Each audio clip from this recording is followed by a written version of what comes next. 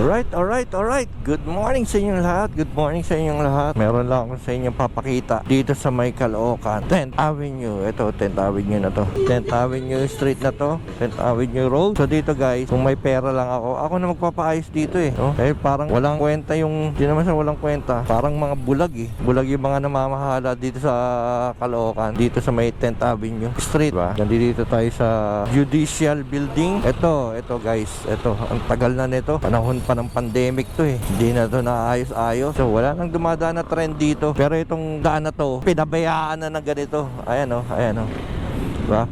Sasanhi ng traffic yan. Grabe. Wala nang dumadaan na trend dyan. Pero ganyan na rin yan. Tapos ang daming butas-butas na kalsada. Diba? Ayan. Meron pa yan dun sa may LRT.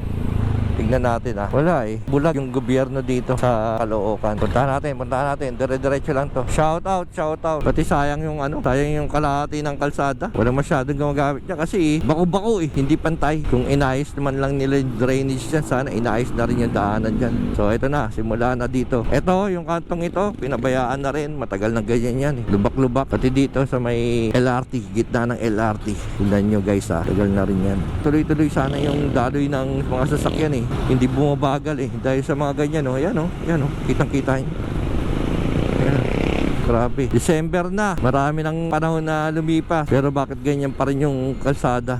Ako kung mayaman lang ako, kung mapera lang ako na eh, nakakahiya na sa kanila kasi wala akong pera eh.